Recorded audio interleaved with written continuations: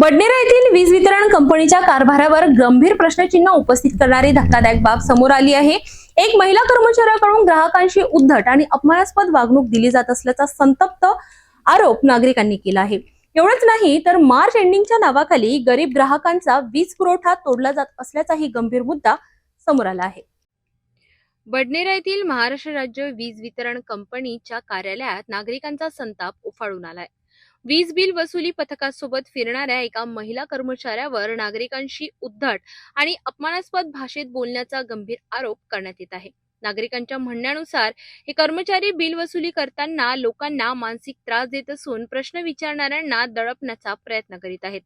स्थानिक नागरिकांनी सांगितले की सेवा देण्याऐवजी आम्हाला अपमान सहन करावा लागतो, ही कोणती प्रशासनाची पद्धत आहे। याचबरोबर मार्च एंडिंगच्या नावाखाली गरीब ग्राहकांना कोणतीही मुदत न देता थेट वीज पुरवठा खंडित केला जात असल्याचा आरोपही नागरिकांनी केलाय। मात्र दुसरीकडे धनदांडग्या ग्राहकांना मोठी सवलत दिली जात असल्याचेही बोलले जात असून यामध्ये आर्थिक हितसंबंध गुंतल्याची शक्यता व्यक्त केली जात आहे। दरम्यान या प्रकरणी वीज वितरण विभागाचे सहाय्यक अभियंता जाधव यांच्याशी संपर्क साधला असता त्यांनी याबाबत अनभिज्ञता दर्शवली।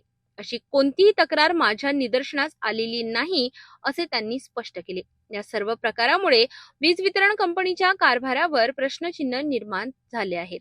नागरिकांच्या तक्रारींकडे दुर्लक्ष होत असल्याचा आरोप अधिक तीव्र झालाय। संतप्त नागरिकांनी संबंधित महिला कर्मचाऱ्यांच्या तात्काळ निलंबनाची मागणी केली असून अन्यथा तीव्र आंदोलन छेडण्याचा इशारा केला आहे। या प्रकरणात प्रशासन काय भूमिका घेणार, संबंधित कर्मचाऱ्यांवर कारवाई होणार का आणि नागरिकांना न्याय मिळणार का, हे पाहणं आता महत्त्वाचं ठरणार आहे।